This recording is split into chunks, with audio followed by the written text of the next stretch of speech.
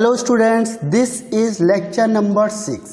इसके बाद एक और लेक्चर है लास्ट और ये आपका चैप्टर फिनिश हो जाएगा। ठीक है, तो लेक्चर नंबर 6 है एलिमिनेशन रिएक्शन। एलिमिनेशन का मतलब क्या होता है? किसी चीज़ को एलिमिनेट करना, किसी ग्रुप को रिमूव करना। तो अगर हम किसी ग्रुप को या एटम्स ऑफ ग्रुप को हम रिमूव करते हैं फ्रॉम द सबस्ट्रेट या from the compound in the presence of reagent, तो this reaction is called elimination reaction. यानी the reaction in which atom या फिर group of atoms are removed from the compound in presence of reagent is called elimination reaction. ठीक है, जैसे हमने यहाँ से ए बी को रिप्लेस कर दिया, हटा दिया। तो देखो मेन पॉइंट्स क्या है एलिमिनेशन रिएक्शन के। एक तो स्मॉल ग्रुप या एटम्स को एलिमिनेट करता है, सैचुरेटेड से अनसैचुरेटेड बना देता है। सिंगल बॉन्ड से क्या होगा? डबल बॉन्ड होगा, एलिमिनेशन होगा। डबल से ट्रिपल बॉन्ड बन जाएगा। ये रिवर्स प्रोसेस है एडिशन की। एडिशन में हम किसी चीज़ को ऐड करेंगे, इसमें हम रिमूव करते हैं, तो रिवर्स प्रोसेस ऑफ एडिशन। ठीक है, अब ये ध्यान रखना कि इसमें 2 सिग्मा बॉन्ड टूटते हैं और 1 सिग्मा और 1 पाई बॉन्ड बनता है। इसीलिए ये एंडोथर्मिक रिएक्शन होती है और यहाँ पे हाई टेम्परेचर रिक्वायर्ड होता है। ये ध्यान रखना, अगर टेम्परेचर आपने कम रखा है तो एलिमिनेशन रिएक्शन नहीं होगी। High temperature is required. ठीक है, स्पॉन्टेनियस तब होगी जब हाई टेम्परेचर होगा। अगर आपने लो टेम्परेचर रखा है तो एलिमिनेशन रिएक्शन नहीं होगी। ठीक है, अब इसमें टाइप्स क्या होते हैं? देखो इसके टाइप्स हो गए alpha beta elimination, alpha gamma elimination और अल्फा अल्फा एलिमिनेशन। लेकिन जनरली क्या होता है, हम जो हमारे कोर्स में है वो अभी अल्फा बीटा एलिमिनेशन, बाकी हम अल्फा गामा या अल्फा अल्फा को नहीं पढ़ते। होता क्या, एक बार मैं बता देता हूँ आपको। देखो एलिमिनेशन को हमने 3 टाइप से डिवाइड किया है। एलिमिनेशन में पहला होता है अल्फा अल्फा एलिमिनेशन। अल्फा का मतलब एक ही कार्बन में, सपोज करो यहाँ पे Br ग्रुप है और इसी कार्बन में H ग्रुप है। ठीक है, तो इसी कार्बन से H और Br को रिमूव कर देना, this is called alpha alpha elimination, या इसे हम कहते हैं 1-1 elimination. It is called 1-1 elimination. तो ये जनरली क्या है, होता नहीं है, मतलब हमारे पास है नहीं। दूसरा होता है alpha beta elimination. Alpha beta elimination, इसे हम 1-2 एलिमिनेशन भी कहते हैं। 1-2 एलिमिनेशन कैसे होता है? देखो 1 और 2, ये आपने Br लग गया यहाँ पे, तो दिस इज कॉल्ड अल्फा और इसके सामने वाला बीटा। तो 1-2 एलिमिनेशन यानी 1 और 2 से H और Br निकल गए, तो this is called alpha beta elimination. एक और होता है alpha gamma, alpha gamma elimination. इसमें क्या होता है? देखो अल्फा गामा में 1 2 3, यहाँ Br है और इसे अल्फा कहेंगे, इसे बीटा कहेंगे, इसे गामा कहेंगे। तो यहाँ से और यहाँ से, इन दोनों से यानी अल्फा और गामा से क्या निकलेगा? एटम्स एलिमिनेट होता है। Br यहाँ से, H यहाँ से निकला और Br यहाँ से निकला। तो कैसे बन जाएगा? देखो इसको ऐसे लिख लो समझने के लिए, Br यहाँ C और यहाँ H, BrCCH। अब ये दोनों निकलेंगे तो ये दोनों में क्या होता है? बॉन्ड बन जाता है। तो ये इस तरीके से बॉन्ड बन जाता है CCC, ये साइक्लिक स्ट्रक्चर बन जाता है। तो ये भी फिलहाल आपके पास अभी नहीं है। हम केवल क्या पढ़ रहे हैं? 1-2 एलिमिनेशन, या इसे कहते हैं अल्फा बीटा एलिमिनेशन 1-2, या केवल बीटा एलिमिनेशन। तो जो बीटा एलिमिनेशन होते हैं इसके भी 3 पार्ट होते हैं। बीटा एलिमिनेशन के 3 पार्ट होते हैं।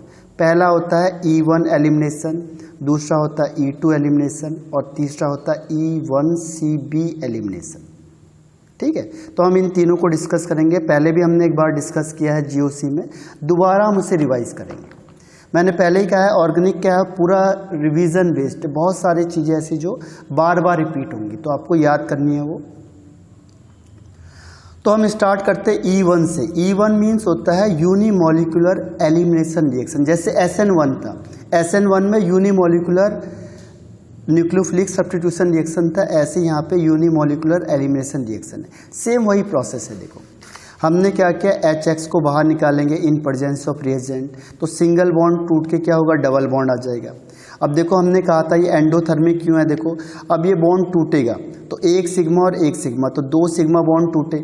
ठीक है, और क्या होता है? देखो एक बॉन्ड बनता है HX बॉन्ड, एक बनेगा HX बॉन्ड, तो क्या हुआ? 1 सिग्मा बना, और एक ये बॉन्ड टूटेगा तो यहाँ बनता है एक पाई बॉन्ड। तो एक सिग्मा और एक पाई बॉन्ड बनता है, तो ये वीक होता है और ये स्ट्रांग होता है, तो हमें ज़्यादा एनर्जी देनी पड़ेगी तोड़ने के लिए, और जो यहाँ से एनर्जी रिलीज होगी वो कम एनर्जी होगी। इसीलिए कैसी रिएक्शन होती है, दिस इज एंडोथर्मिक रिएक्शन।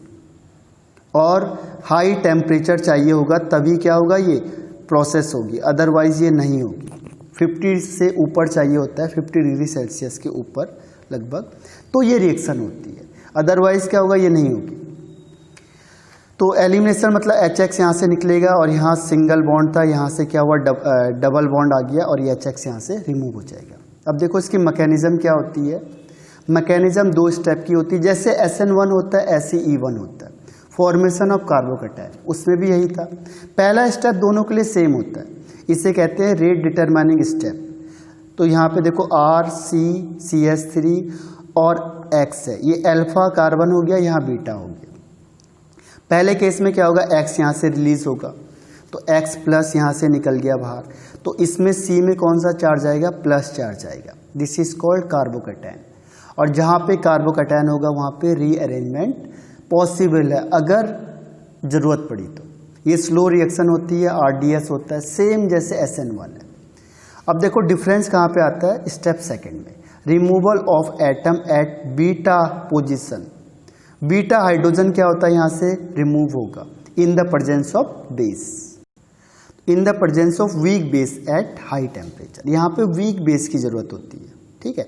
अब क्या होगा, जो बीटा हाइड्रोजन है वो एलिमिनेट होगा। कैसे, यहाँ पे आ जाओ, ये अल्फा था, इसके सामने बीटा है। अब बीटा हाइड्रोजन पे कोई बेस अप्रोच करेगा, यहाँ पे बेस आया, ये इसको अप्रोच कर रहा है, ये अपनी तरफ खींच रहा है इसको। तो जैसे ही वीक बेस आएगा, वीक बेस क्यों आया, क्योंकि आराम से आ रहा है। अगर स्ट्रांग होता तो पहले अटैक कर देता। वीक क्या कर रहा है, पहले देखेगा कि कार्बोकैटायन बन गया, अब मैं जाऊंगा यहाँ पे। फिर ये वीक आता है, अप्रोच करेगा, यहाँ से H को बाहर निकालेगा और ये जो बॉन्ड है H का वो यहाँ से डबल बॉन्ड बना देगा। इस तरीके से RCH डबल बॉन्ड CH2 होता है। ये रिएक्शन फास्ट होती है। अब यही चीज़ देखो, अगर ये जो CH3COH है, इसमें जो CH3COO है, ये है देखो CH3O-, ये न्यूक्लियोफाइल का काम भी कर सकता है, ठीक है। और ये क्या बना सकता है, SN1 रिएक्शन बना सकता है। SN1 में क्या होगा कि जहाँ पे प्लस है वहाँ पे माइनस चार्ज अटैच हो जाएगा, यानी यहाँ से दोनों कंडीशन पॉसिबल है। डिफरेंस क्या है, देखो मैंने कहा था डिफरेंस है केवल टेम्परेचर का। अगर आपने लो टेम्परेचर रखा तो SN1 रिएक्शन हो जाएगी, और अगर आपने हाई टेम्परेचर रखा, high temperature means more than 50 degree, ये ध्यान रखना, मोर देन 50 डिग्री। अगर 50 डिग्री से ज़्यादा टेम्परेचर दिखाया तो वो कौन सी रिएक्शन होगी, एलिमिनेशन रिएक्शन। यहाँ तक तो देखो पहले स्टेप में SN1 में भी यहाँ तक सेम था। डिफरेंस क्या आ गया, देखो लो टेम्परेचर होगा तो SN1 रिएक्शन, और अगर हाई टेम्परेचर होगा तो एलिमिनेशन रिएक्शन। फिर यहाँ से H निकलेगा बाहर, तो वीक बेस H को निकालने का काम करेगा अगर टेम्परेचर ज़्यादा है तो, और अगर टेम्परेचर कम रखा तो जो ये बेस है वो किसका काम करेगा, न्यूक्लियोफाइल का। ये देखो CH3OH है, इसमें टूटेगा, CH3O- क्या हो गया आपका, न्यूक्लियोफाइल हो गया। ये न्यूक्लियोफाइल यहाँ पे अटैक कर सकता है प्लस वाले का। तो ध्यान रखना आपको एलिमिनेशन का। तो देखो एलिमिनेशन रिएक्शन के 2 स्टेप होते हैं, जैसे SN1 का था। पहले स्टेप में क्या होता है, कार्बोकैटायन सेम होगा, कार्बोकैटायन फॉर्म्ड होगा जैसे SN1 में था, सेम है। जैसे मैंने ये लिखा R यहाँ पे Br रख दिया, ठीक है, बाकी सब कुछ होगा। तो पहले स्टेप को स्लो स्टेप होती है, रेट डिटरमाइनिंग स्टेप होती है, स्लो स्टेप होती है। यहाँ से क्या होगा, ये Br बाहर निकलेगा, तो Br निकलेगा तो यहाँ प्लस चार्ज आ जाएगा, ये R हो गया, ये R इस तरीके से कंपाउंड। तो ये हो गया फर्स्ट स्टेप, कार्बोकैटायन फॉर्म्ड हो गया। अब क्या होगा, यहाँ से जो बीटा पोजीशन है उससे हाइड्रोजन को रिमूव करना है। उसके लिए हमें किसकी ज़रूरत पड़ेगी, बेस की। और यहाँ पे कौन सा बेस यूज होता है, वीक बेस, और हाई टेम्परेचर पे। अगर आपने हाई टेम्परेचर रखा है तो ये बेस क्या करेगा, कोई भी आपने एल्कोहल को लिया है, ये एल्कोहल इस H को यहाँ से एलिमिनेट करेगा, तो एलिमिनेट करेगा और यहाँ से जो बॉन्ड है वो इधर आ जाएगा, डबल बॉन्ड। तो इसकी वैलेंसी फुलफिल हो गई और ये क्या बन गया, एल्कीन। तो इस तरीके से ये है E1 रिएक्शन की मैकेनिज्म। अब इसके देखो मेन पॉइंट वही है कि रेट ऑफ रिएक्शन स्टेबिलिटी पे डिपेंड करेगी कार्बोकैटायन की, टर्सरी, सेकेंडरी, प्राइमरी। दूसरा E1 रिएक्शन हाई टेम्परेचर पे होती है, 50 डिग्री सेल्सियस, मैंने कहा था आपको, ये एंडोथर्मिक रिएक्शन है। जबकि SN1 क्या होती है, एक्सोथर्मिक होती है, उसके लिए लो टेम्परेचर ज़रूरत होती है और वो लेस देन 20 डिग्री के आसपास होती है। अगर इसके बीच में है तो दोनों में से कोई भी पॉसिबिलिटी हो सकती है, यानी दोनों पॉसिबिलिटी हो सकती है, बोथ। अगर 20 से 50 के बीच में है तो दोनों पॉसिबिलिटी पॉसिबल है। अब देखो रेट ऑफ रिएक्शन किस पे डिपेंड करेगा, केवल सबस्ट्रेट पे, क्योंकि पहला स्टेप क्या था, स्लो स्टेप किस पे डिपेंड कर रहा था, सबस्ट्रेट पे। कार्बोकैटायन जो बन रहा था वो सबस्ट्रेट ही बना रहा था, इसीलिए रेट ऑफ रिएक्शन केवल सबस्ट्रेट पे ही डिपेंड करता है और केवल एक मॉलिक्यूल है, इसीलिए फर्स्ट ऑर्डर रिएक्शन है। ये हम पहले भी डिस्कस कर चुके हैं, देखो कि रेट ऑफ रिएक्शन है एक ही स्टेप पे डिपेंड करेगा। वीक बेस, अभी हमने कहा कि वीक बेस क्या होता है, यहाँ पे रिक्वायर्ड होता है, क्योंकि वो वेट करेगा। देखो जो कार्बोकैटायन होता है पहले फॉर्म्ड होगा और तब फिर वीक बेस एलिमिनेट करेगा अल्फा एटम को, ठीक है। अगर सपोज करो हमने स्ट्रॉन्ग ले लिया तो स्ट्रॉन्ग वेट थोड़ी करेगा कि पहले X माइनस निकलेगा और फिर मैं अटैक करूँगा। स्ट्रॉन्ग लेते तो डायरेक्ट अटैक करता, वो E2 बनाता है, फिर वो E1 नहीं बनाएगा। तो वीक बेस कौन कौन से देखो, CH3OH, C2H5OH, H2O, ये वीक बेस है।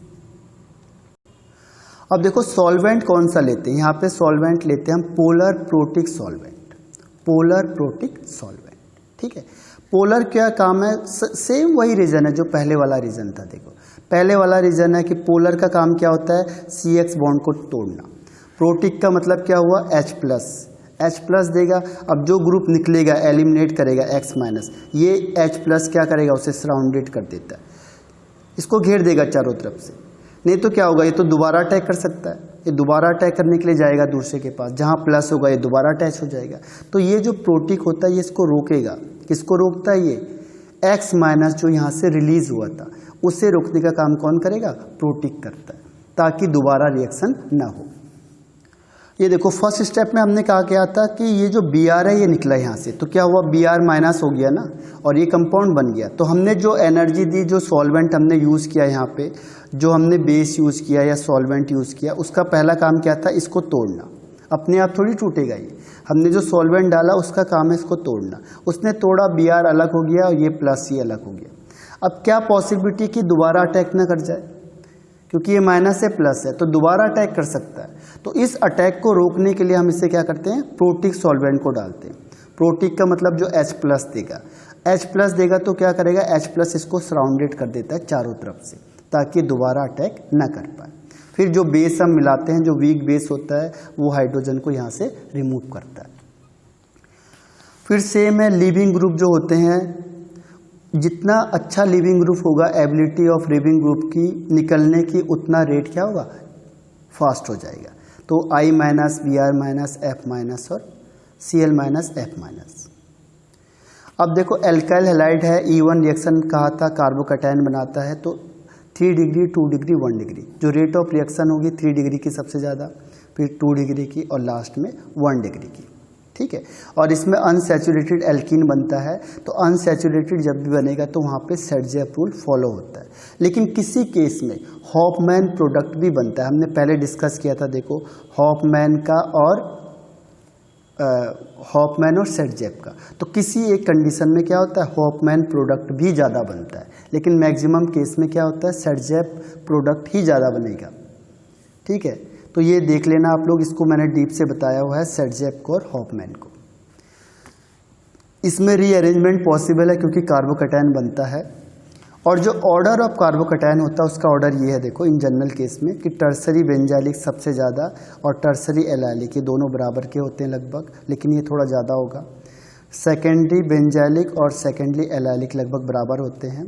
फिर टर्सरी एल्काइल ग्रुप होता है, फिर प्राइमरी बेंजाइलिक होता है, फिर प्राइमरी एलाइलिक होता है, और फिर सेकेंडरी, प्राइमरी और लास्ट में विनाइल। तो ये एक ऑर्डर है कार्बोकैटायन का। अगर आपको कंपैरिजन करना है किसकी स्पीड ज़्यादा है, तो हम इसके बेस पे कंपैरिजन कर सकते हैं। सबसे ज़्यादा स्पीड इसकी होगी और सबसे कम स्पीड इसकी होगी।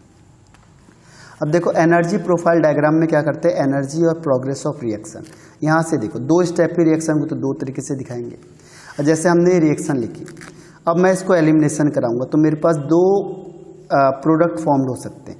एक H यहाँ से निकलेगा तो डबल बॉन्ड यहाँ आ गया 1 2 के बीच में, देखो अगर आपने H कहाँ से निकाला 1 और इसके बीच में निकाला 1 2 के बीच से, तो डबल बॉन्ड कहाँ आएगा 1 और 2 के बीच में आ जाएगा।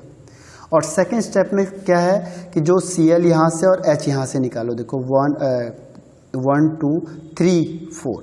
अब हम यहाँ से निकालेंगे H यहाँ से Cl यहाँ से, तो डबल बॉन्ड कहाँ आएगा 2 और 3 के बीच में आ जाएगा। तो दो प्रोडक्ट इसके बन सकते हैं 1 2 और 2 3। लेकिन सेटजेप क्या कहता है, देखो सेटजेप रूल कहता है कि ये वाला ज़्यादा बनेगा क्योंकि इसकी स्टेबिलिटी ज़्यादा होती है, जिधर एल्काइल ग्रुप ज़्यादा है तो ये ज़्यादा बनता है और ये कम बनता है। तो ये जो प्रोडक्ट है इसमें देखो जो ज़्यादा लाइन दिखाई हुई है ये माइनर की, ये कम बनेगा, और जो ये कम लाइन दिखाई हुई है ये मेजर का होता है जो ज़्यादा बनेगा, क्योंकि इसको बनने के लिए ज़्यादा एनर्जी रिक्वायर्ड नहीं होती है, आराम से बन जाता है, और इसको बनने के लिए ज़्यादा एनर्जी चाहिए होती है, इसीलिए कम बनता है और ये ज़्यादा बनता है अकॉर्डिंग टू ग्राफ। तो ग्राफ से हम इसे ऐसे रिप्रेजेंट कर सकते हैं। अब देखो E1 के बाद हम आते हैं E2 रिएक्शन पे। E2 मतलब बायोमोलिकुलर, E2 मतलब बायोमोलिकुलर एलिमिनेशन रिएक्शन। इसे पूरा नाम लिखना है तो लिख लेना biomolecular elimination reaction, biomolecular elimination reaction. ठीक है, बायोमोलिकुलर मतलब अभी समझ गए, जैसे SN2 होता है वैसे E2 होता है, सेम है लगभग। थोड़ी सी चीज़ क्या है, वहाँ पे सब्स्टिट्यूशन होता है, यहाँ पे एलिमिनेशन होता है, लेकिन जो तरीका है लगभग दोनों का सेम है। इसमें क्या है देखो, डीहाइड्रोहेलोजिनेशन, डीहाइड्रो मतलब डी मतलब रिमूव करना, हाइड्रोजन और हेलोजन को रिमूव करते हैं कहाँ से, एल्काइल हैलाइड से, उसी को हम कहते हैं E2 रिएक्शन या एलिमिनेशन रिएक्शन। और किस क्या बनता है, एल्कीन। जैसे देखो ये था आपके पास RCHX-CH2H, अब यहाँ से HX बाहर होगा, यहाँ पे स्ट्रॉन्ग बेस चाहिए, देखो स्ट्रॉन्ग बेस, तो HX तो उसमें भी बाहर हो रहा था और यहाँ डबल बॉन्ड आ रहा था, लेकिन वहाँ पे क्या था, E1 में वीक बेस था, यहाँ पे स्ट्रॉन्ग बेस चाहिए आपको। क्यों चाहिए, देखो इसके मैकेनिज्म से पता चलेगा। स्टेप 1 इसकी मैकेनिज्म को बताता हूँ आपको।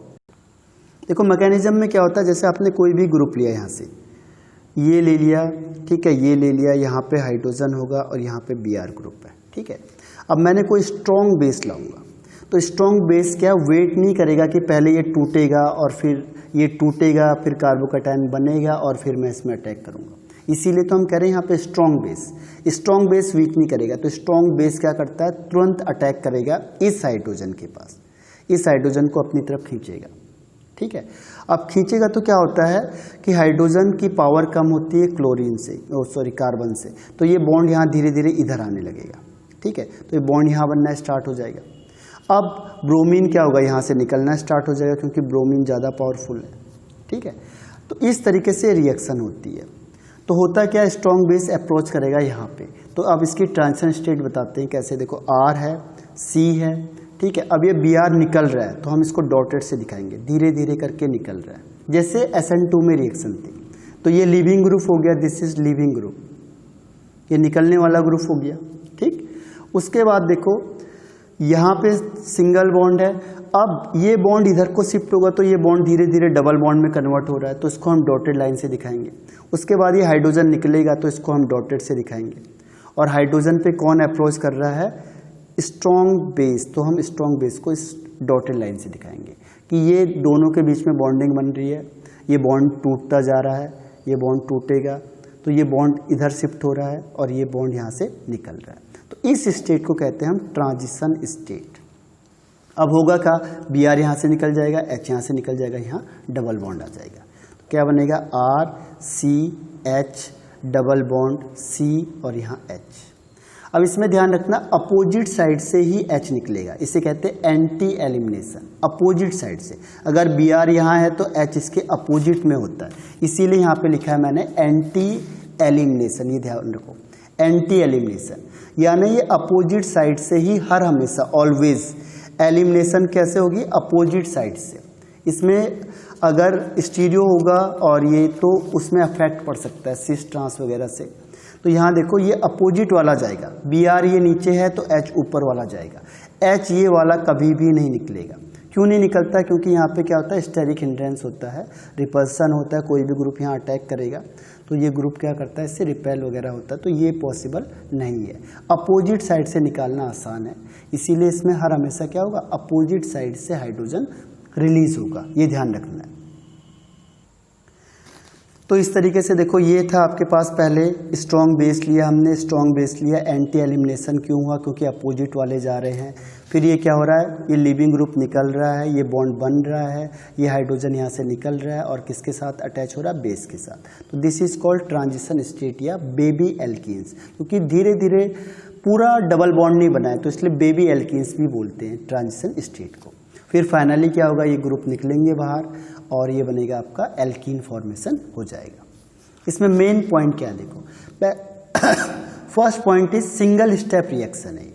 पहले वन स्टेप में खत्म हो जा रही है, जैसे SN2 में हुआ था, इसमें नो कार्बोकैटायन, नो रीअरेंजमेंट, ठीक है। ये बाय मॉलिक्यूल्स पे डिपेंड करता है, ठीक है। कैसे, ये दोनों पे डिपेंड कर रहा है, देखो सबस्ट्रेट पे भी और बेस पे भी, दोनों पे डिपेंड कर रहा है। तो सेकंड ऑर्डर रिएक्शन है, यानी ऑर्डर 2 हो गया, क्योंकि देखो जिस हिसाब से बेस अटैक करेगा, बेस जितनी स्पीड से अटैक करेगा और सबस्ट्रेट जितना ये लिविंग ग्रुप निकलेगा, तो दोनों की कैपेबिलिटी पे डिपेंड करता है, क्योंकि दोनों एक साथ हो रही प्रोसेस। देखो कितनी जल्दी ये निकलेगा तो सबस्ट्रेट का रोल है, कितनी जल्दी बेस अटैक करके हाइड्रोजन को निकालता है।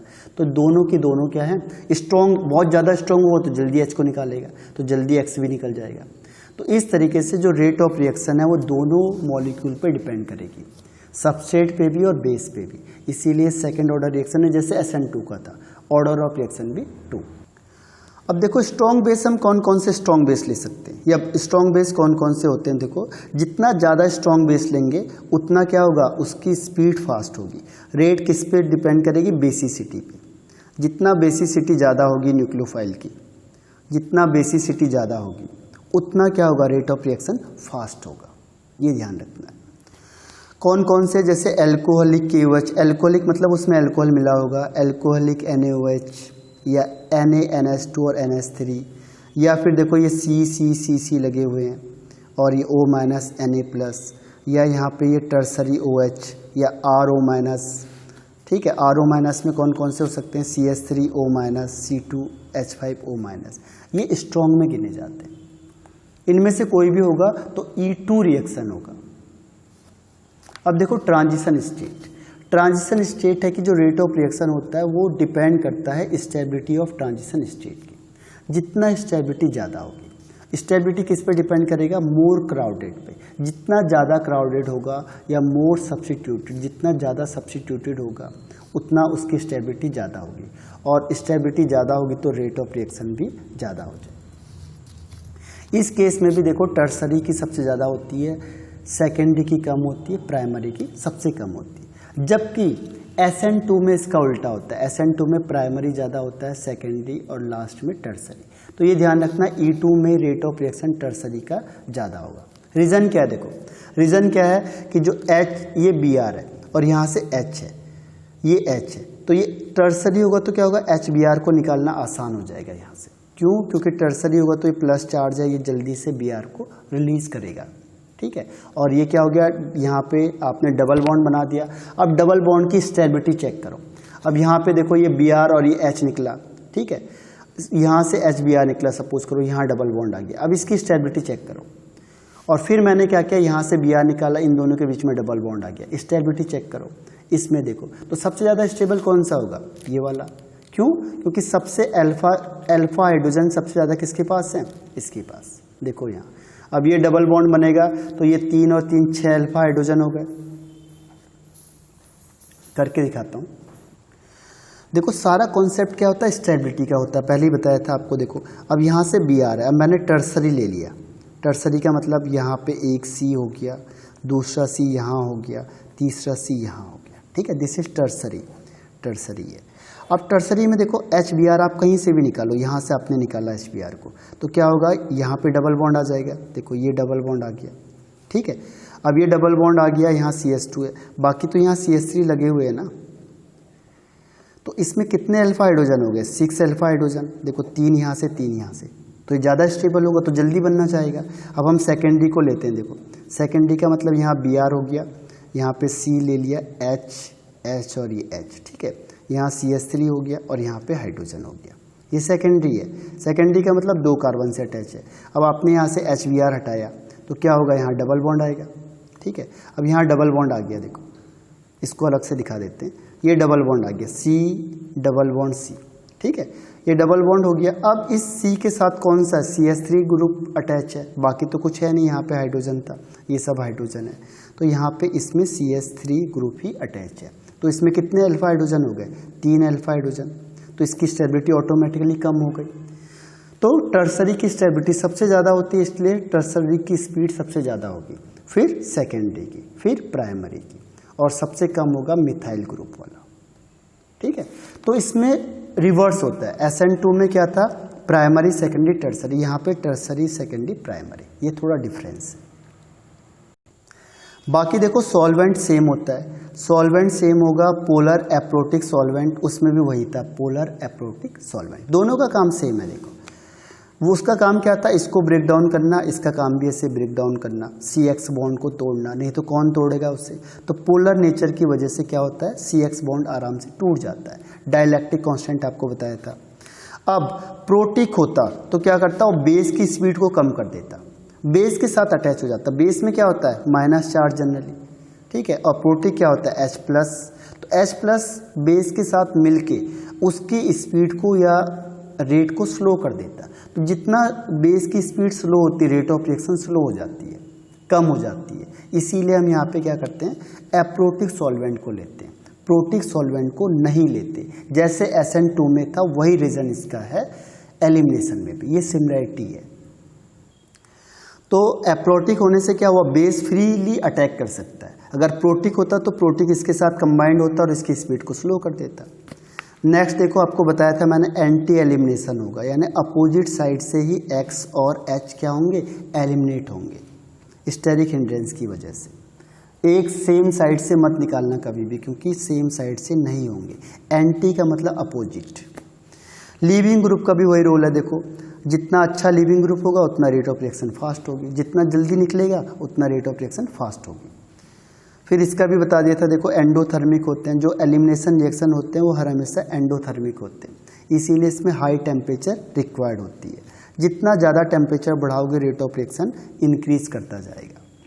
रीज़न फिर वही है कि इसमें 2 सिग्मा बॉन्ड टूटेंगे तो स्ट्रॉन्ग बॉन्ड होते हैं, ज़्यादा एनर्जी रिक्वायर्ड होती है, और बनते कौन है, 1 सिग्मा और 1 पाई बनते हैं। जो वीक होते हैं, देखो सिग्मा आपको पता है, sigma is weak, sorry pi is weak, pi weak होगा तो आपको कम अमाउंट ऑफ एनर्जी रिलीज होगी। जब भी बॉन्ड बनेगा तो एनर्जी रिलीज होगी, और तोड़ेंगे तो एनर्जी रिक्वायर्ड होगी।